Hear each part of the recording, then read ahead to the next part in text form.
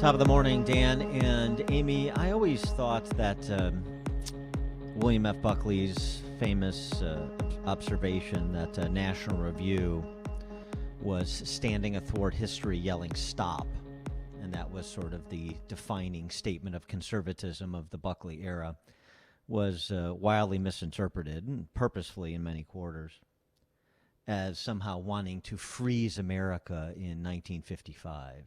And that was never the case.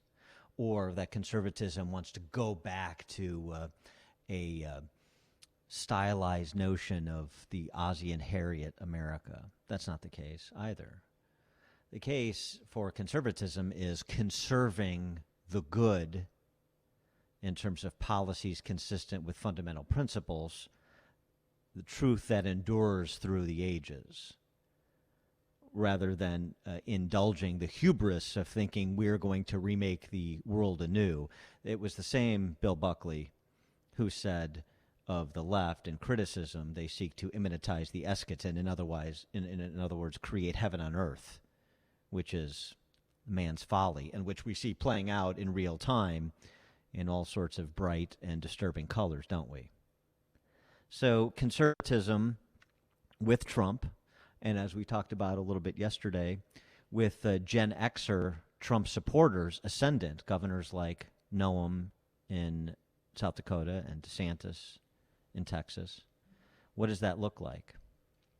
For more on this discussion, we're pleased to be joined by Peter Berkowitz, Senior Fellow at the Hoover Institution and former Director of Policy Planning at the State Department. He's written a piece you can find over at realclearpolitics.com, which I'll tweet out, Crisis, Resilience, and American Conservatism. Peter, thanks for joining us again. Appreciate it. It's good to be with you. Thank you. So you tackled some of the Buckley era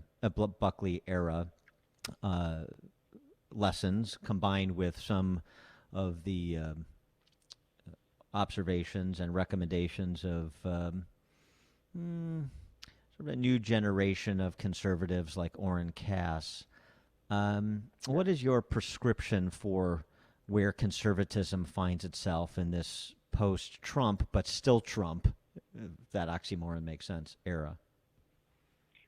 Well, I guess my first prescription is to take seriously the circumstances of the moment, but also understand the history of the conservative movement. And unfortunately, most people don't begin with the history of the conservative movement, as you just did, recognizing the very common sense idea that conservatism is about conserving, which raises the next question: what is it that you wish to conserve?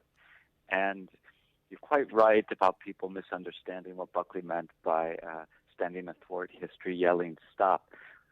Buckley especially wanted to conserve two sets of ideas that have been crucial to the United States. One is the principles of freedom that are embodied in our constitutional order, and second, the traditional moral practices, family and community that sustain freedom.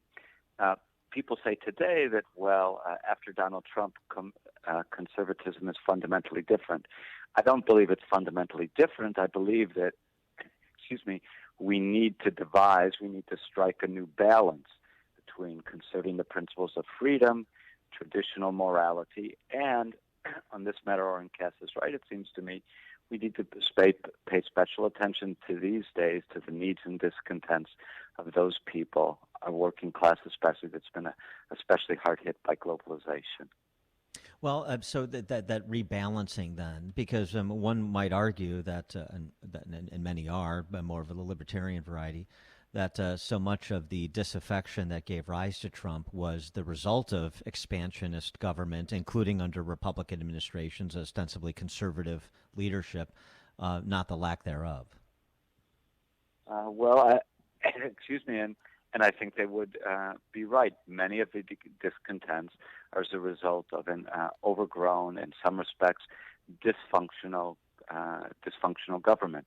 But not all the problems are a result of an overgrown and dysfunctional government. And our own constitutional tradition teaches us that we need a government to be energetic and competent in its appropriate spheres. It's inevitably taken on more responsibilities by 2021 than it had in 1790. That's true. But here, too, we need to strike the balance. We cannot speak, it's not realistic to speak about a government that gets out of the business of regulation. We need a government that regulates within limits and does it competently, responsibility, understanding, for example, the real challenges that arise from our strategic competitors abroad, number one of which is China. Well, but so here's the form this is taking, though, in one respect. Tom Cotton and Mitt Romney say, in response to the push for a $15 federal minimum wage, we'll give you a $10 federal minimum wage if you give us some border enforcement. The response to child tax credits is for Mitt Romney to propose, and I go back to Mitt Romney again, but he represents some school of thought on center right, the tiny wing that he describes of the party, but nonetheless, it certainly hits above its weight because of the adoration of the press corps for the Mitt Romneys of the world. He is talking about a precedent-setting direct payment to American families based on the number of children they have, rather than just the child tax credits that have historically been sort of the push for family-friendly policies from conservative ranks. I mean, these are real paradigm-shifting positions that start from the premises of the left, and so if you're going to continue to expand government, but you're saying I'm going to use government for my direction, then you're conceding the point to the left to use government for their direction, and government grows, which is actually what we've seen since the Buckley era. No matter who's in charge, one thing you can count on is government growth. Well, I think that's for sure correct. All the data is clear, and certainly including 1981 to 1989 when Ronald Reagan was president, government grew. And there are a variety of reasons for that, having to do with changes in American society, and also, yes, having to do sometimes with conservatives being asleep at the watch. But here's the thing, it seems to me at least. Reasonably speaking, we can't expect government to stop growing. What we can do, though, and this is quite reasonable and this is conservative, is at least slow down the rate at which it grows and to make sure that government is operating within constitutional limits. You know, it's interesting. Our founders didn't speak about small government, although they had a very small government. Their phrase was limited government.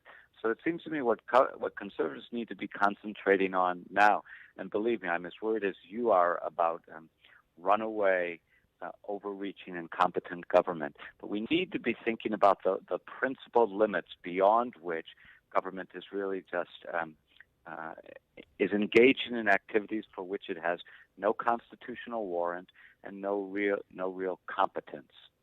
And compromises are another matter. Well, what about the oil spot technique approach to conservatism? In other words, starting from a position of strength and radiating out from that position of strength, focusing perhaps arguably the limited resources conservatism has right now culturally in areas that present the biggest opportunity. And one of them, particularly coming out of the pandemic, seems to me K through 12 education, really pre-K through post-secondary education, and a promotion of school choice at the pre-K through secondary level, and a promotion of decoupling the BA from the job market at the post-secondary level. There's got to be something that animates conservatism other than just the willingness, like Trump did, to take on all of the horribles on the left. And it seems to me maybe, I'm just throwing this out as one example, maybe the education arena where so much attention is now focused because of everything that's transpired, maybe that's the place conservatism should marshal all their troops. Well, I certainly agree that conservatives should marshal a lot of troops in the education sphere, and they have been since for decades now.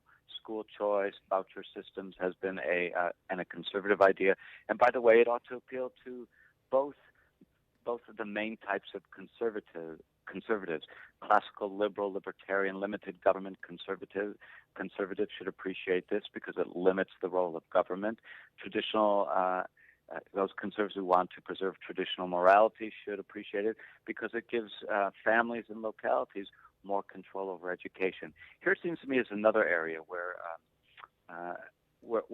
conservatives can press. We can make new laws. We can restrict laws that have prevented the development of nuclear power as a support for generating electricity in the United States.